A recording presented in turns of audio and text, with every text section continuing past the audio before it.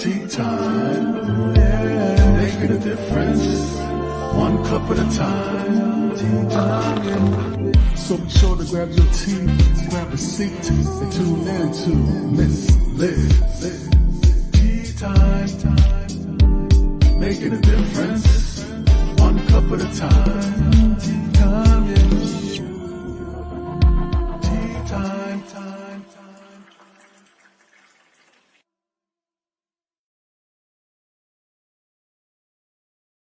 Well, welcome to Tea Time. You know what time that means. It means storytelling time and words, because that's the type of tea that we serve in this house on Miss Liz's platform.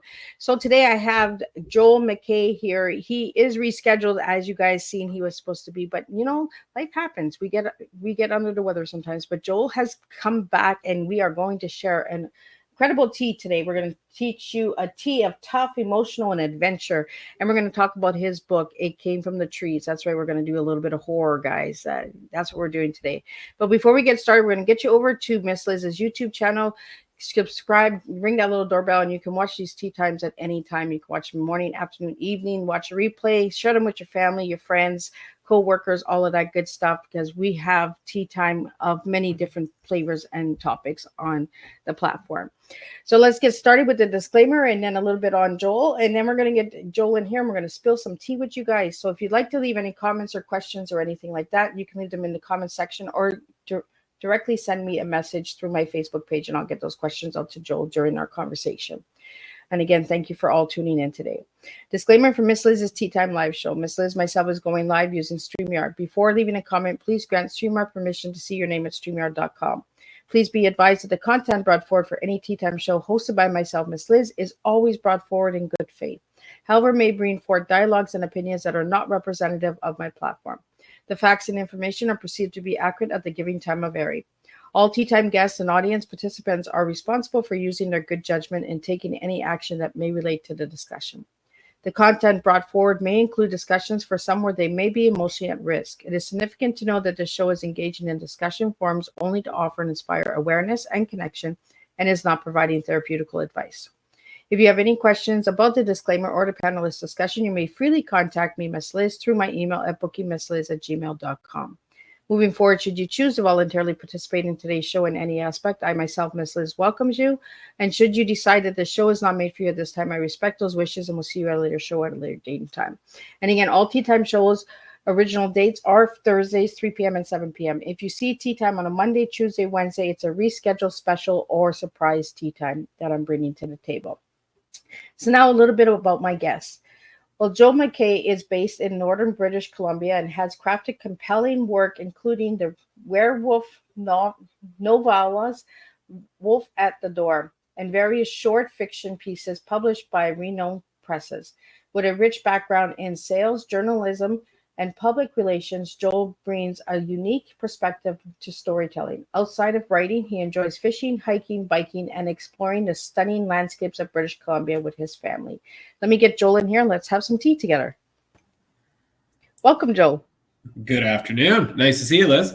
It is a pleasure. We were having a good conversation before we went live, and we'll get into a little bit more of that during this afternoon's open discussion. But Joel, let's get started with who was Joel as a little guy and who is Joel now as a grown man?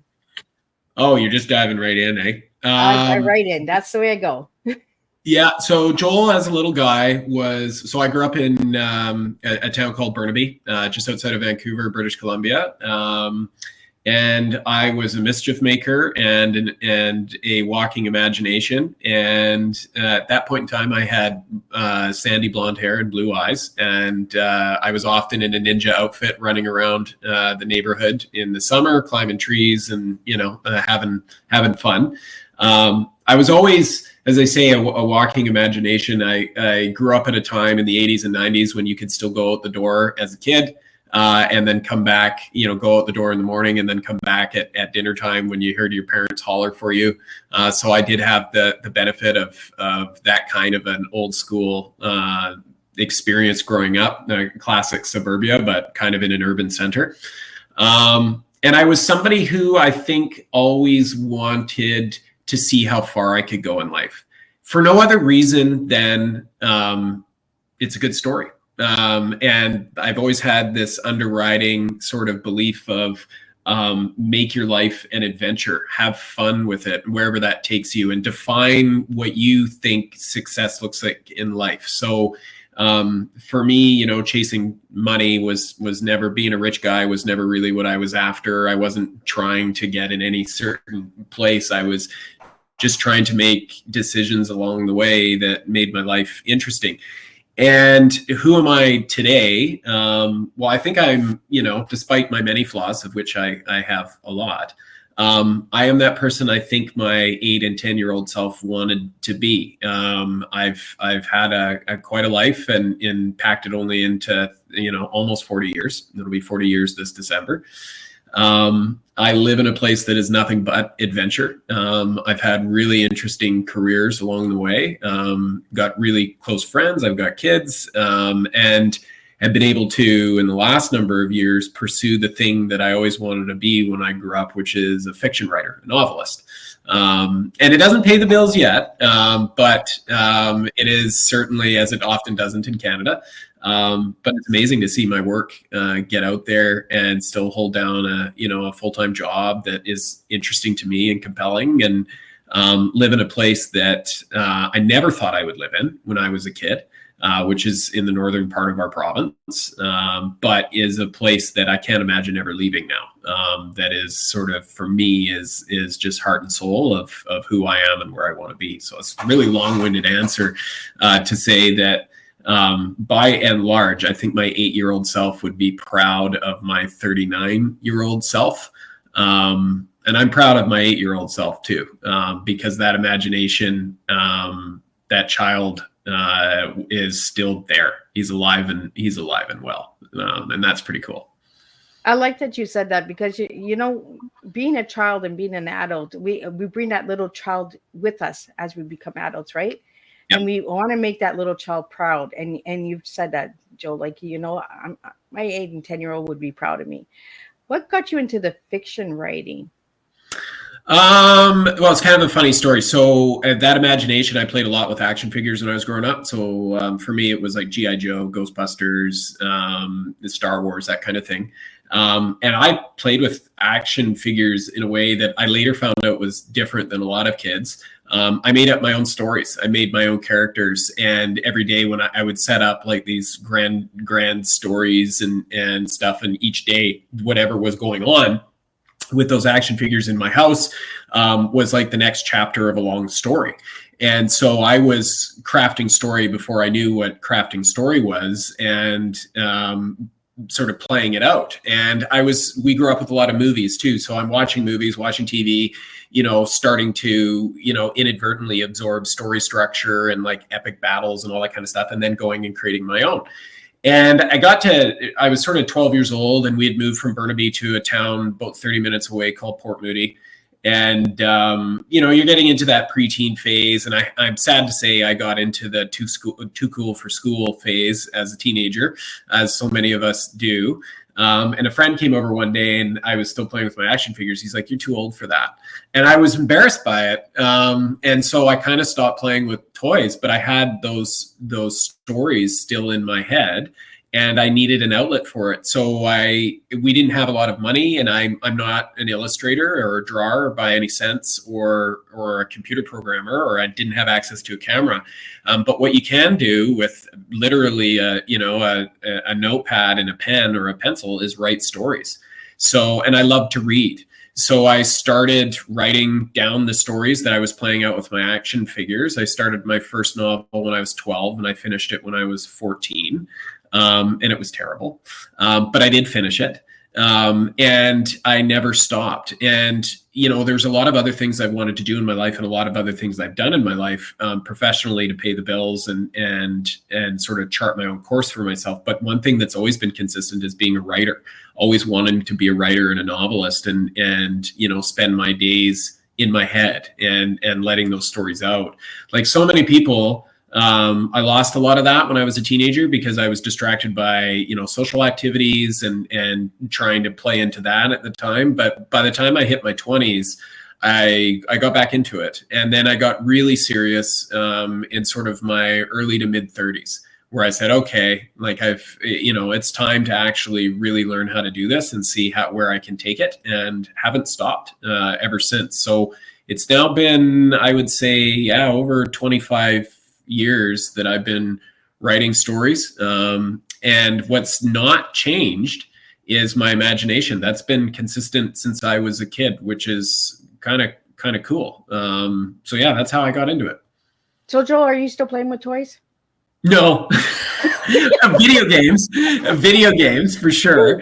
I'm still a gamer, and I collect retro systems and new systems and play video games. I don't have a lot of time for it these days because I've got young kids and a busy career, and I write and stuff like that. But video games are very much still a thing for me, and an amazing escape.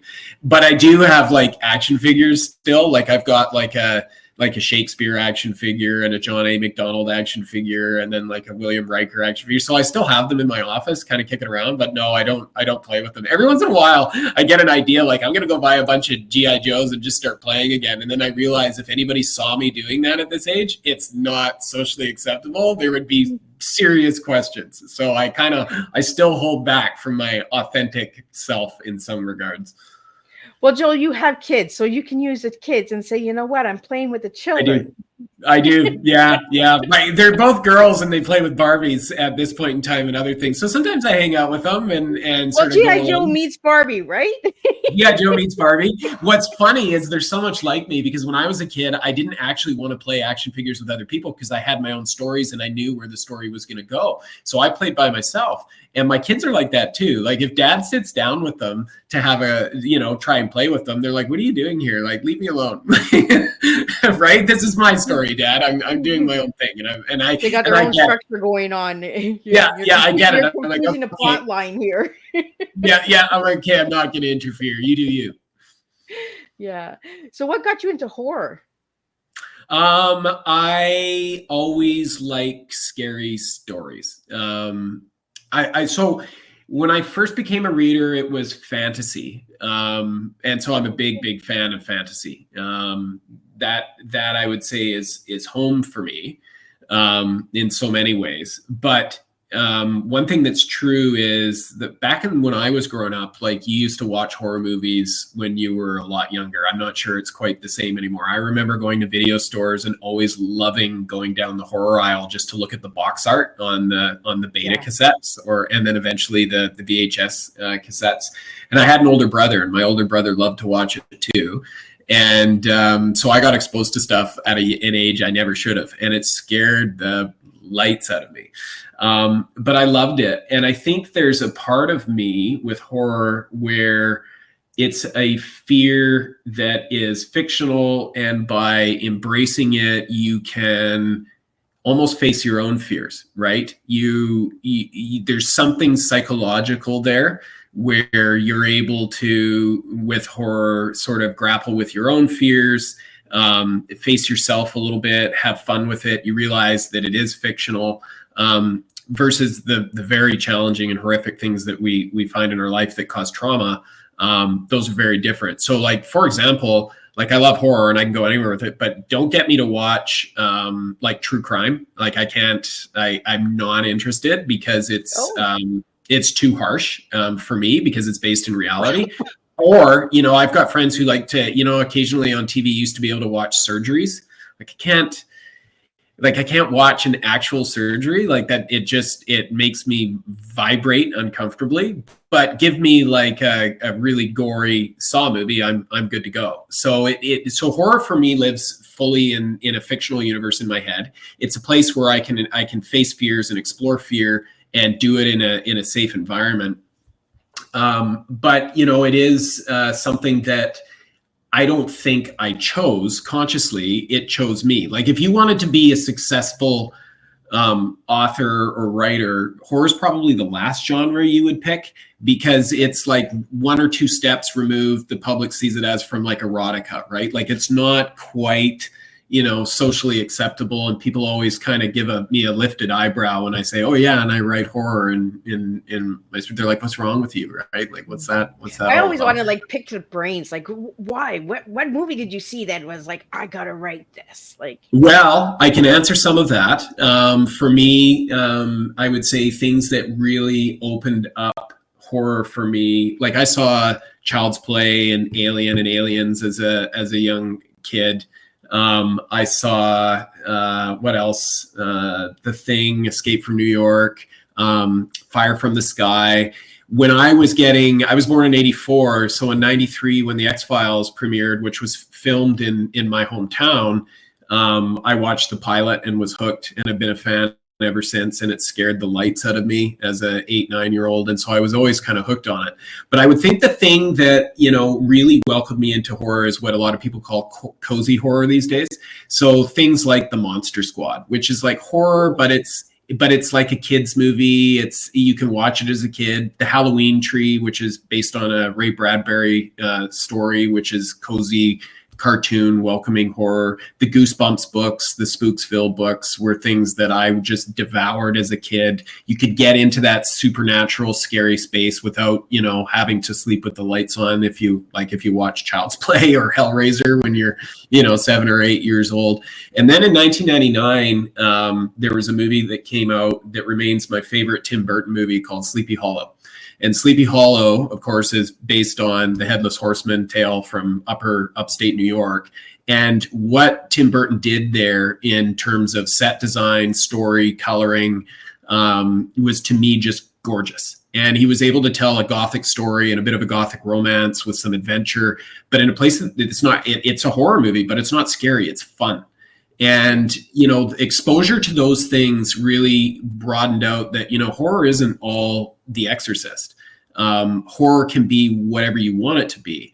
And I loved playing in that supernatural space, and adventure space and humor. You probably gather I'm somebody who likes to, not take life too seriously. And I think you see that reflected in my own fiction, where I am often playing with humor right beside something that's spooky or scary or thrilling, because I think those two kind of, they're two flavors that go well together. So do you have a dark sense of humor? Oh yeah.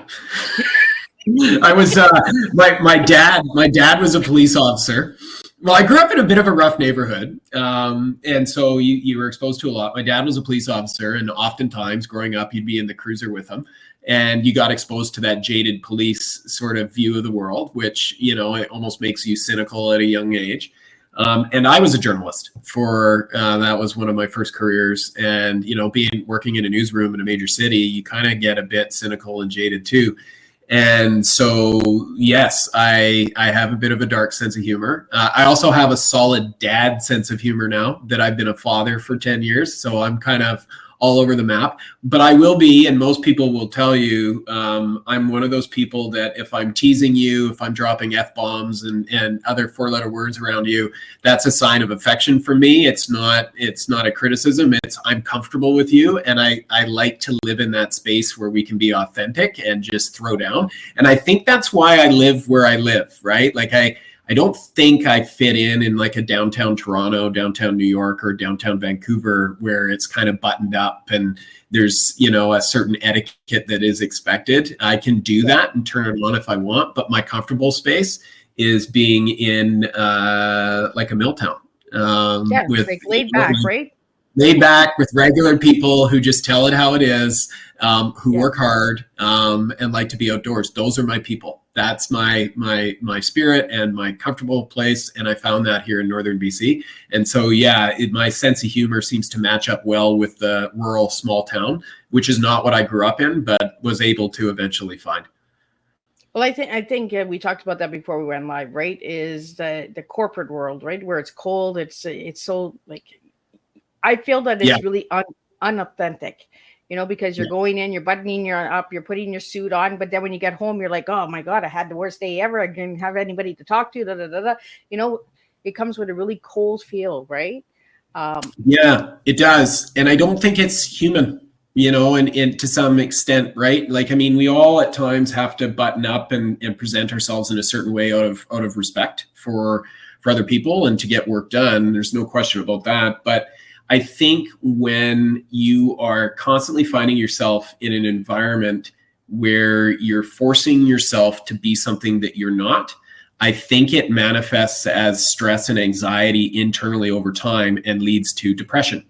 And so this is just my experience. I'm not a medical doctor or in any way. So, I feel the same way, because when I'm not myself, people can tell, because Yeah. my energy is completely Yeah. different. I cannot Yeah. fake it. My face will give it away that I'm not Me too. enjoying myself, right? I'm just like, guys, I don't even have to say it. Just look at my face. I'm not enjoying myself. Like, yeah, totally. Right. And so like, I do think I think we all need to strike a balance between being respectful and observing etiquette and understanding different social contexts and situations that we're in, and professionalism, but not to the extent where you are in outside of the home, somebody completely different than you are inside of the home. I think that's going to lead to, some real mental health challenges, some unhappiness. It's going to affect your own version of yourself, how you interpret yourself, and then ultimately your relationships, right?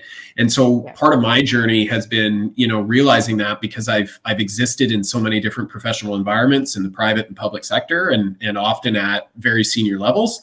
And I can turn that on, but I don't want to be that all the time. And I find, as I get older, I'm better able to channel Joel, who is truly Joel, without offending people at the same time, and not carry that weight and anxiety around with me. It's a journey. I haven't figured it out yet, but I'm aware of it. And I think it's important to be yourself, because how else, like, what are we all here for? Like, we're like, honestly, the only thing in life that really matters is your relationship with other people.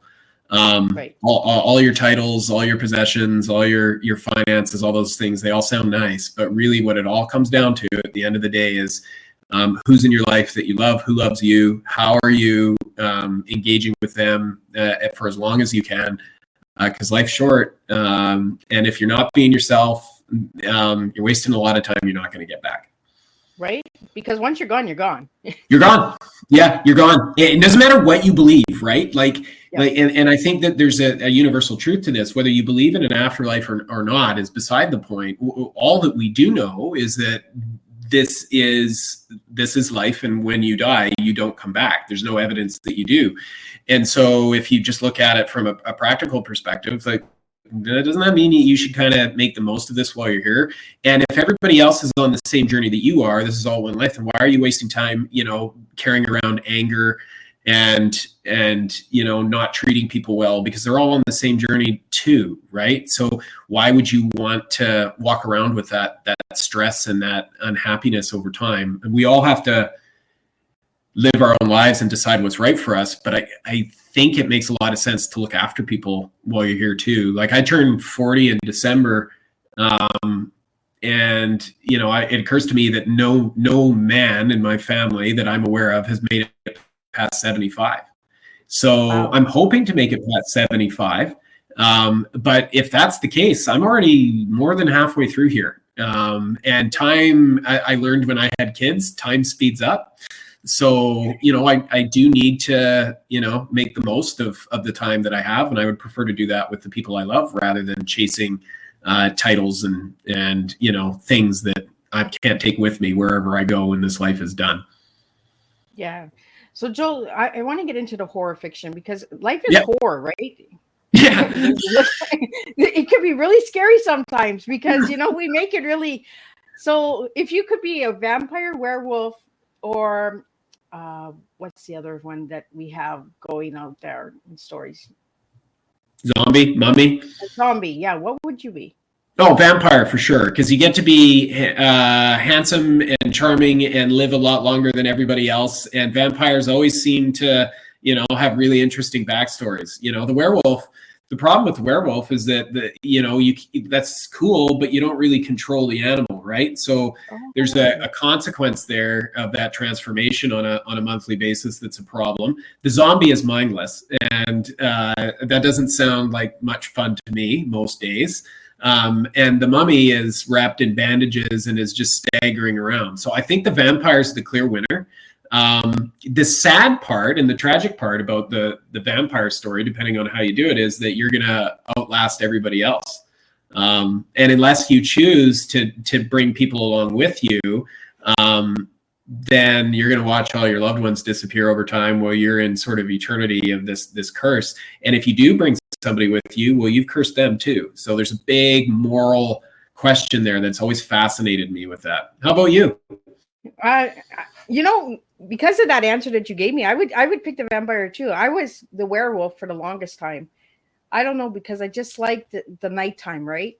I just feel Yeah. strong at nighttime, so I'm really connected to the werewolf. But the way that you've explained that, Joel, the vampire, yeah, he lives on forever, but it's a curse, It's right? The cursed. curse of Yeah, yeah, yeah. And to some extent, I think that's kind of the underlying story in there, which is, hey, there's a yin and yang here, which is you could live longer, you could beat your mortality, but you can't beat everybody else's mortality. So, what are you accepting? You see that too in fiction with elves, right? Because elves are often, the long-lived race.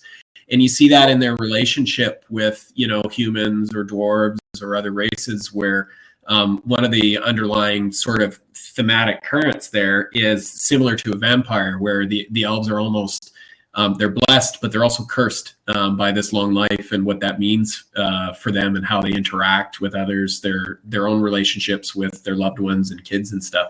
It's a fascinating way to unpack this question that we all struggle with every day, which is our own mortality and how we deal with the passage of time. well, it's different species, right? Like Yeah, zombies, werewolves, vampires, and it's another form of yeah, species. it But is. it's all Yeah, cursed, right? And life is cursed. Like even as human beings, we're cursed. We have yeah, some genetic things that are passed down. Like mental health, addiction, stuff like that. We're cursed, right? yeah. It's through the genetics. We have no control over it. Sometimes we're just like, why am I doing this? Like, you know. Yeah. Yeah, no, it's true. And I mean, you see that reflected in theology too. Like I mean, depending on how you interpret it, literally or otherwise. But if you look at the Garden of Eden story between Adam and Eve, at the very least, it does talk about basic flaws in human beings. Cain and Abel would be another story that's like that, right? Where you have a human, they have on one side wondrous opportunity and the other side inborn flaws that ultimately cost them something, right? And I think, aside from sort of the religious sort of components of it, if you just look at it from a narrative story to guide you through life, there's value in recognizing that, because we're all kind of flawed. We're all just trying to get through, and there's things that happen you have no control over in your life that are both good and bad. And the only thing you have control over is, how you react to it, whether or not you keep going. That is a universality, right? That we all have to struggle with all the time. And so to borrow your words, we are cursed, but we are also blessed in some ways. And that's what makes every moment, at least from my perspective, incredibly meaningful, right? Is being aware of that, self-aware individually as a species, that you got to be really careful with how you guide your life and the decisions you make, because it has implications over time. But you also can't be paralyzed by it. You have to live, because it doesn't matter what you do, the clock's ticking, right? Well, it goes right back to the roots, right? And your book is called It Came from the Tree. So the roots, the branches, how it came all together. So let's talk about that book, because I was really intrigued with this book. And the title of it really got my attention, because I'm a tree hugger. So I love trees. Oh, okay. So let's talk about this book. How did you get the title? How did the storyline come about? So the book. Yeah, so the book was, it's a collection of 5 stories. One of them is a novelette, and that's the title story. It Came from the Trees. And it's not all horror. There is some horror stories in there. The title story is, and I'll talk about that in a second. But there's also dark fantasy in there. There's an adventure. There's a sci-fi story. There's a weird Western story. It's a potpourri. And I did that on purpose. I was thinking very much about, there's a lot of nostalgia from the time that I grew up in. I was thinking about, when you used to go into the spin rack at your local corner store, and, you would pick up a comic, or you would pick up a paperback that was like just a collection of pulp fiction. And so I was trying to recreate that feeling of sort of random stories that are thrown together. It's also purposefully short. The whole book is only about 140, 150 pages. It's an afternoon read of 5 stories. And I did that on purpose because I wanted it to be accessible. I'm always thinking about how do I get the reader from the first page to the last page in the most efficient but enjoyable, fun way.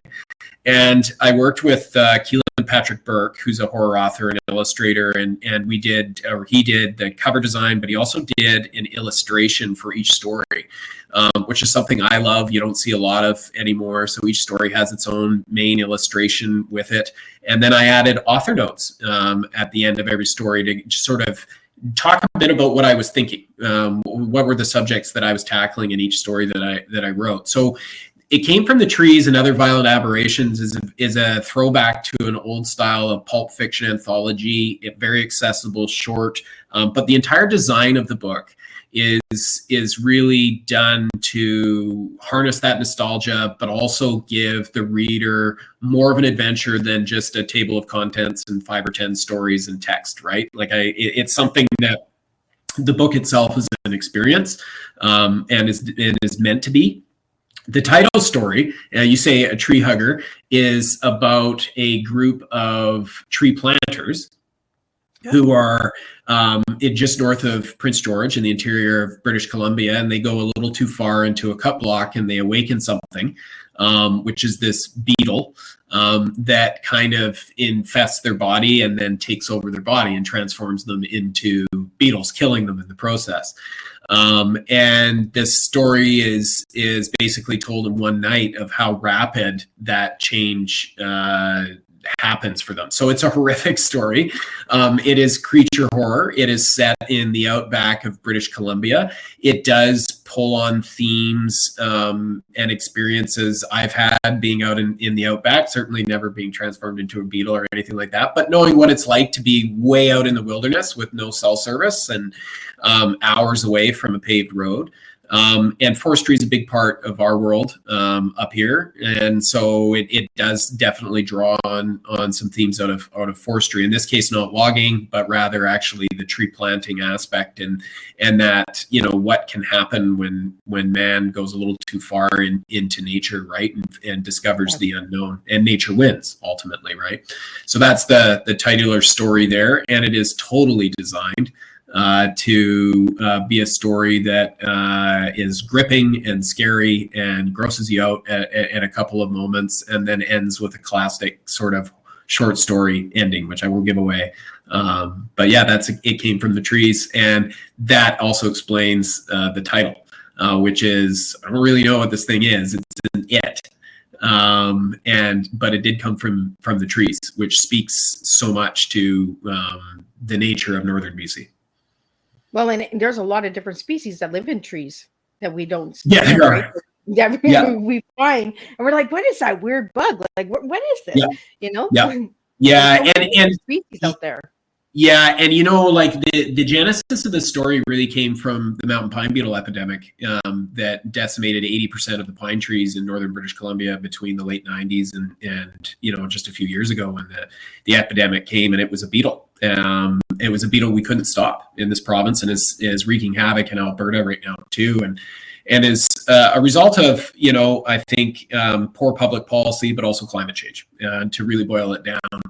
And what we experienced in BC completely transformed our landscape, transformed habitats, transformed our economy, and will have impacts has had impacts, will have impacts for decades to come. It's just a tiny little beetle that infested all of these pine trees, and it's completely natural. It's just, it got out of hand by a number of circumstances that all came together over a period of time. And so that gave me this thought, like, you know, we often worry about the big things, but actually something small like a bug, and given the right conditions, can completely transform the lives for everybody. And so the working title originally was Beetle Kill, and which is what we call pine beetle killed trees in northern BC. But my editor gave me, he's like, that's not that good. How about, you know, It Came from the Trees? So that was actually his idea to change the title. And I think, well, I like the title because the title is like something came from the trees. Like what came from it, right? So it gets you engaged to read the story because you want to know what came from it. Yeah. You know? Yeah. Yeah. It's funny too, because forestry continues to sort of play a big theme in my fiction. So I've just finished drafting a novel called The Forest Bleeds Black. So that is its working title. And it's about the resurrection of the coastal pulp industry in northern BC, and it's a cosmic horror. And suffice to say, people from outside of a little ghost town come back, buy a pulp mill and a sawmill and get it running and start cutting down big ancient trees and wake up something that they don't understand, and is way, way worse than anybody could imagine. And so that forestry theme is kicking in there as well. Wow. It reminds me of the kids' cartoon Fern Gully that my kids used to watch. Yeah. Yeah. Cutting the trees, and it took opened that spirit or something, right? That came, that's right. Batty was in it. One of my favorite shows watching with the kids when they were younger. Yep. You know, but it gives you a good storyline of how to take care of nature as well and to respect it. It does. And, you know, I will say, like, I'm not anti-industry. I run an economic development organization in northern BC, right? Like, I'm actually pro-industry. But, you know, I am one of those people that thinks, look, you come from rural areas, especially rural in northern Canada, like, we are going to make our living off of things that we pull out of the ground and then turn into products. That's going to continue to be the case. There's nothing wrong with that. We need to keep doing that. But the way in which we do that needs to be balanced with how we look after the landscape, right? Especially with the climate changing. Regardless of what's causing that change, we do need to be stewards of our natural ecosystem, right? And so striking that balance is I think incredibly important. And I think that's what I'm ultimately getting to in my stories when I set fiction in northern BC. I'm not saying we shouldn't have logging, and logging is bad and forestry is bad. I love the forestry industry. I think it's fascinating and cool, and it's an adventure in and of itself. But what I am saying is that how we've gone about doing this in so many communities has actually left a lot of communities worse off. And it's just simply because we've extracted the value from these places. We've sent it off to major urban centers that profit and benefit off of small communities. And we haven't reinvested in our own diversification initiatives. So I'm trying to get at, through a crazy horror story or science fiction story, whatever. Wake up, people. Yeah, like, wake up and do this with balance and look multiple generations into the future. How are we leaving these communities better off if we are going to extract that kind of value out of our people and our land? Absolutely.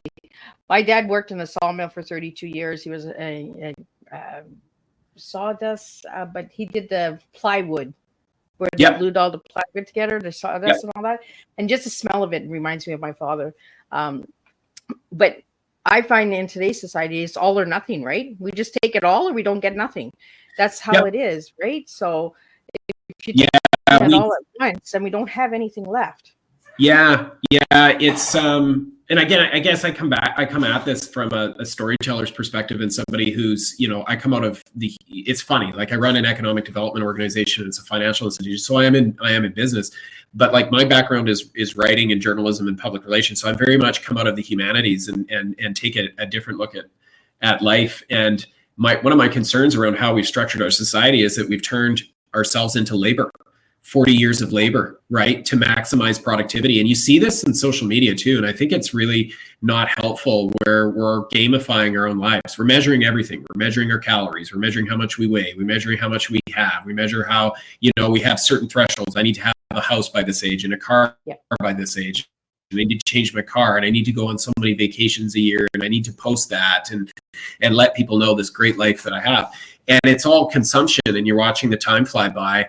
And, like, I've found that the most meaningful times in life are as simple as, you know, being surrounded by 3 or 4 people that you love, that love you, hanging around a campfire. Doesn't cost any money. And just having a really good conversation. That's not to say it's bad to have a McMansion or a nice vehicle or whatever, because I have a nice house and I've got a couple of vehicles and all those things. But they're beside the point. If I were to lose them today, I'd be fine with it.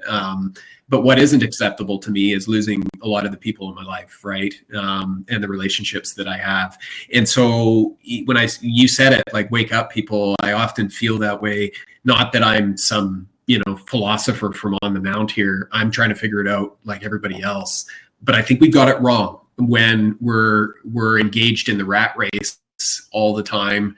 And at some point, I think if you have an ounce of self-awareness, you wake up and realize, like, I could do this completely different if you really wanted, right?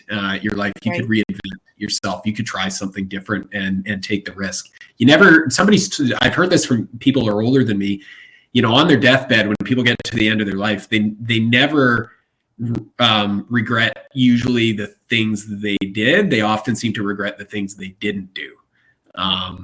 And that's not to say we wouldn't change. And it's the time, right? The time that we waste on nonsense, On nonsense. on how much we invest in nonsense that we forget about the little things. It's like that little beetle, right? Yeah. Absolutely. Yeah, absolutely. And I mean, you asked me, like, how did I, get into fiction, and why did I get into fiction? I think I just hit a certain point in my life where I was like, you know what, like, shit or get off the pot, man. You've wanted to be a writer your whole life, so sit down and bloody well write. And who cares if you're a bestseller or not? That's not the point. The point is to create. The point is to do the work. It doesn't matter where it ends up. And when I finally realized that, then I said, okay, now I need to build the habits for that. Because writing doesn't come in spurts of inspiration every day. You actually just have to sit down and start hammering away at the keyboard and put 2 sentences in front of 2 sentences, and then eventually you get something. And it's not good in the beginning, and eventually it gets better. But it's like anything in life. I just didn't want to get to the end of my life and say, oh, I really wish I'd done that. I'm doing it, and I don't know where it goes, but I'm not going to stop doing it. Right? It's just get it done. Like if it keeps calling you, just do it. You know, it's like with me with tea. My tea was given to me at the age of 4, and I just kept hearing tea time. But it wasn't about the beverage. It was about life stories and words on how we communicate.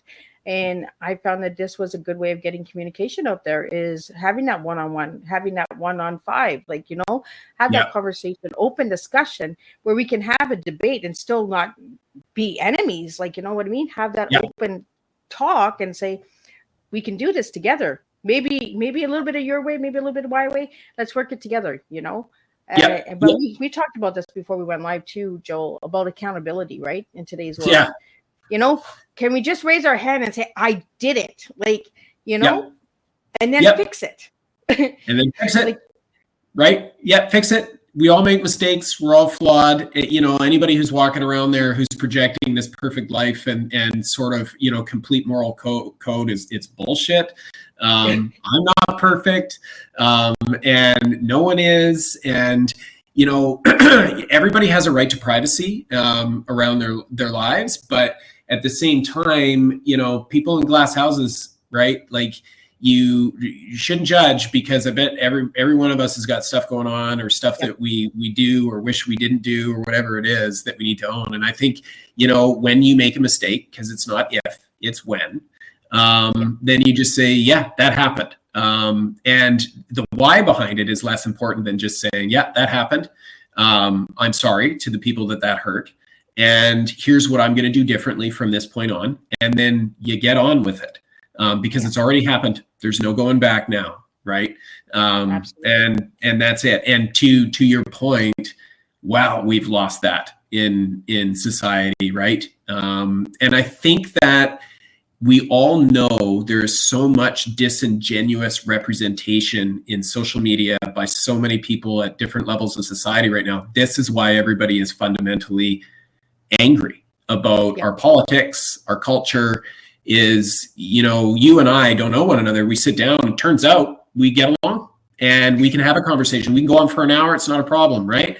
And I find that too. I find if you talk to people in real life, doesn't matter what their political background is, you can get along, and you always find common ground. But the moment you get people on social media, it's like they adopt this other personality. They start drawing lines in the sand. They start trying to project the ego. Not productive, right? In any way, right? Well, the ego really takes control of today's society. I find I get really drained from it. I'm like, this is who I am. If you don't like who I am, well, then move on. There's another table. Let's not argue about this for the next 20 hours. You don't like me. Move on. It is what it is. And I don't want to be everyone's cup of tea, because if I am, well, then I'm not being true to myself. Well, I think that's true. There's, 6 billion people or whatever on the planet, right? Like, you're not going to get along with everybody, and that's okay. And you can disagree with people without being disagreeable. And that's a thing a thing that I think is really important. But yeah, if you're going to get on social media, or if you're going to get on your high horse, if anybody, and you start drawing lines in the sand and sharing your opinions about this, that, or the other thing, I mean, A, expect that people are going to come back at you and they're going to attack you because you've put yourself in that court. But B, don't get all hurt about it because A, you put yourself in that court, but B, that's just their opinion too. And is only as valuable as your own opinion is. Why walk around with that anger all the time, right? And that frustration over it, So I stay clear from comment pages online. I even put it out there sometimes, Joel. I don't want any comments or any likes or loves. I just want to release today. And all of a sudden I get, I'm like, does anybody listen today? Like, no, everybody just on this fish, like, I'm coming for you. Like, yeah. And hey, you want to comment? Cool, right? That's what it's there for, right? Like that's how you want to express yourself. It's fine. It's no judgment, right? I mean, you do your thing. I just come at it from a perspective of, that's not how I'm going to choose to spend my time. And that's just my choice. It's not a comment on anybody else. It's just not how I'm going to live my life. Yeah. Joel, I want to get into your T because the 3 words you gave me, I think they're really cool. Tough, emotional, and adventure. So why those 3 words for your T? I think the adventure one I've kind of answered. I was talking to my cousin recently about we were talking about life and she was laughing. She's like, you kind of always have pursued the highest level of Maslow's hierarchy before you even had the first 2 or 3 figured out. And I'm like, yeah, that's kind of me. So I tend to, on the adventure one, I think that resonates just simply because a lot of the big decisions I've made in my life have been around, that'll be a cool story to tell when I'm older, or that will be an adventure. That's how I left Vancouver and moved to Prince George in northern BC. Like I was in love with the landscape, but I also knew it would force me into this life of adventure. And it certainly has been that. And that's been a consistent theme throughout my life. Tough and emotional, I think, go together because tough for me isn't being somebody who swings their fists and gets into fights. It's somebody who, through all of the mistakes and errors, picks themselves up and keeps going again. And I've had a lot of stress in my life over the decades and things I've experienced. I grew up in a home that would have been described as a broken home. They don't describe that anymore. Or that way anymore, and relatively low income, but it was also a home with a lot of love. And so there was a yin and yang there. There was challenge, but there was love, and you had to learn to be emotionally tough and resilient early on. And that's been consistent too throughout my career. I've often been the youngest person who gets into a position of leadership early on. So, when I was 26, 27, I was an editor at a newspaper in Vancouver. And it was tough. I had a newsroom of people that I was responsible for who had far more experience than I did. And I had to learn, how to grapple with that. The same thing happened when I was 31. I was appointed CEO of a public sector financial institution. And this is a guy with a journalism background doing that. It was a really steep learning curve. It was a tough emotional journey. I had to pull on those skills of resilience from my childhood and have kept building on them. I had a marriage breakup when I was in my 20s. We just she's a lovely person. We just never should have gotten married and only figured that out after we tied the knot. And so I've gone through those types of experiences in my life too. And other experiences, being a caregiver for my father before he passed away a year ago. My wife and some of her health challenges and others, right? And so one theme that's been very consistent for me is, I'm not an alpha male fighter in the ring. No disrespect to that. My brother actually was in martial arts, as was my father, and I have a tremendous amount of respect for people that do that. But for me, tough is picking yourself up and keep going through whatever life throws at you. And life has thrown a lot at me. And some of it I have brought on myself because I've made those choices to pursue adventure.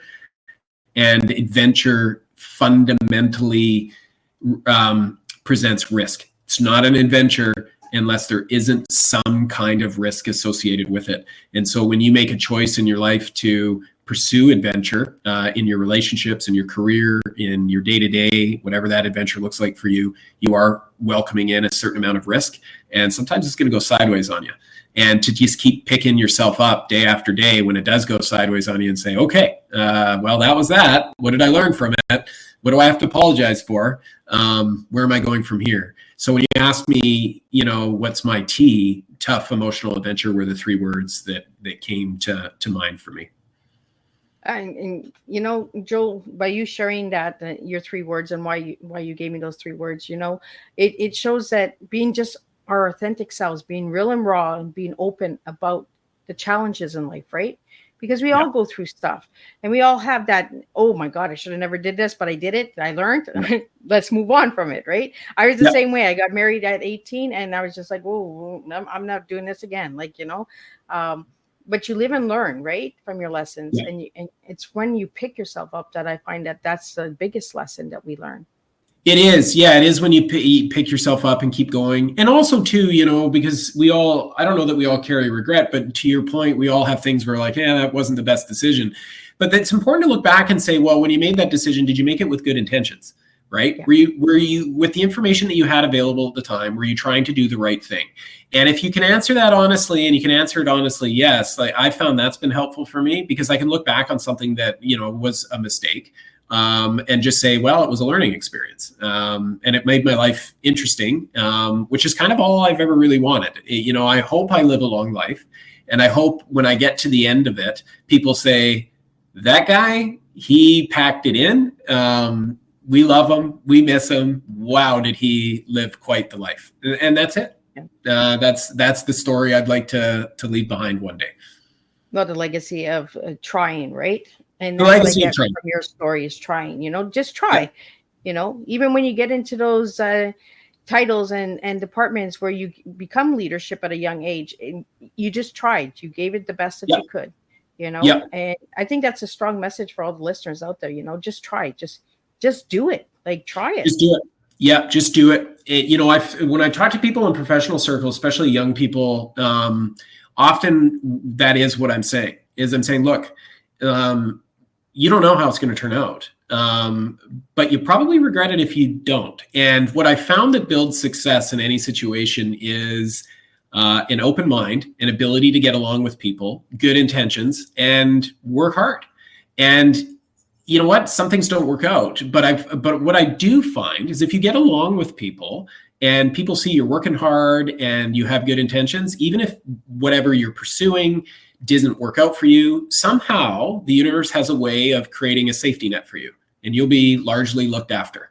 Another opportunity, another door will open for you. And so as I've gotten a little bit older, I've started to almost like, I'm not a religious person, but I almost kind of see there is a web that's being woven around us. Just give it your best, try it out, and things don't work out. That's okay. That wasn't meant for you. The next thing will be, and enjoy the ride. Absolutely. Well, Joel, I asked you what your favorite color was, and you gave me green. Why green? Yeah. Green, because I grew up in Vancouver and everything is green. The forestry, right? Yeah, it's the conifers and the deciduous trees, and it's green all year round. I find green incredibly soothing, and I love it. I love being in the forest. I love being outdoors. The seawater's green there. So, everything is green. Green to me is life, and represents that. One of my favorite times of year up here is the first 3 weeks of May, when the trees start getting their leaves again, and you get this beautiful, rich green in the forests, and it's like the whole world's coming back to life. I love driving around northern BC during that time of year. So yeah, green. Well, I guess that's when the flowers all pop up, right, in May? Yeah. Typically. I'm always on Ontario, and I've only been out west to Manitoba and Saskatchewan and stuff like that. But I mean, I've never been to BC.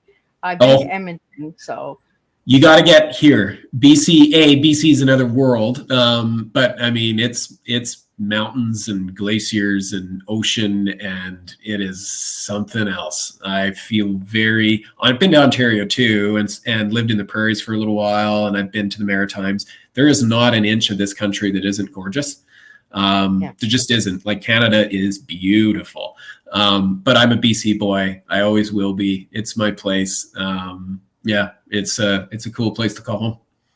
I think it's really cool that you said Canada's cool, because there is so much hidden gems out there. Like I Yeah. am finding gems all over Ontario, and then I'm just like, when did they get this out here? Like when did we get Yep. that? When, like, Yep. and I'm following, because most of the times I'm following them because I'm following all of these tourists accounts that are on TikTok or Instagram, right? And I'm just like, where's that in Ontario? And then I Yeah. go and I check it out, right? And Yeah, and I think I get it from why we promote Canada via the big cities, because those are the gateways and those are that's where all the people are and where you come in. But I think we also, to some extent, do ourselves a disservice, because often your best experiences in Canada are actually getting out into the little communities in like middle or northern Ontario or Quebec. Out and around Edmonton in the prairie, some of the vast areas, like, if you go up, like Winnipeg's a cool town, but Selkirk and Gimli are gorgeous, right? In Manitoba. Same with St. John's is a great town in Newfoundland, but actually get outside of St. John's and you get to see other parts of Newfoundland, New Brunswick, right? Like, this country we're so lucky to have it this big. Like in British Columbia, you could spend your entire life exploring BC and you still wouldn't see all of it by any stretch. And then you've got the rest of the country, including the territories, right? Like Yukon, I've spent some time in, it's beautiful. We're very, very blessed. And the cool thing about this country is it's full of largely nice people. It doesn't matter where you go. And there's a Tim Hortons. It doesn't matter where you go either. So it's kind of the same experience right across the country, right? So are you a Tim Hortons guy? And like, hold my cup. Actually, no. Like I had a Tim Hortons this morning. A friend of mine brought one and gave it to me, and it's pretty good. But I have to admit, I prefer McDonald's coffee these days over Tim Hortons. Yeah, I like it a little bit more. But that just tells you I don't drink fancy coffee. I like the cheap stuff. Yeah. There's a saying with us Canadians, right? That we can get through any storm, right? Just hold our Timmies. Like, here we go. Yeah, pretty well. Yeah, as long as there's something warm to drink nearby, we'll be fine. Yeah. So, Joe, what final message would you have for everybody, and how can people get your books? Well, you can find me online at www.joelmckay.ca, and you can find my books on Amazon. Just search my name. So please go buy them so that I can do this full time one day. That would be awesome. And I suppose probably the only final message I have is probably, I think, where our conversation went today, which is what you said. Just do it. Whatever it is in your life that you want to do, forget whether or not you're going to get famous or make $1 million with it. If it's good intentions and you're able to pursue it without it, coming at the cost of other people or relationships, then go out there and try it. Life is too short to sit there on your hands with ideas that you never pursue. Well, I really enjoyed this conversation. And I just never know where my guests and me go with our conversations. But, it's just how stories and words go together. We just spill in different ways and go down different paths and different angles. And I love that you said that, just get back up. Because sometimes you think you need to go right, but you need to go left. But the lesson tells you, right, to pause and turn sometimes. And that's what I got from this conversation is, just pause sometimes and take that moment to just, okay, where am I going? It's like the beetle in the tree, right? What am I going to do? What's that little thing that's going to make the difference in the world? And being a writer, and I'm really glad that you put that out there, Joe. I say it all the time. I'm a writer myself. It's not something that makes you $1 million. It's passion and purpose right behind it. It's, just do it, just write, and don't worry about the titles all the time. Just get it out there and leave a legacy because your words are going to be there for life once you're gone. So I really, really enjoyed this conversation, Joel. And I'm so glad that we were able to reschedule this, and have this conversation together. Me too. Thank you. Well, and thank you so much. And thank you for giving me a little bit of BC from Ontario. Yeah, absolutely. Come on out. It's a fun place. Right? So I will be back tonight at 7 p.m. with Gary V. Whitcrafts. I hope I'm saying his last name right. And we're going to be talking about education, patents, and all of that good stuff. And his new book that came out, Learning Learning and Education in One Small Room, I believe his book is called. We're going to be talking about that. And you know how Miss Liz likes to talk about education, because T is teaching educational awareness one story at a time. So until then, I will wish you guys all well. Thank you for tuning in. Thank you for your support, your comments, and keep spilling your tea. Keep being real, keep being true to yourselves, and we'll make a difference one cup of tea at a time. Until then, I'll see you guys at 7 p.m. and we'll do this all over again.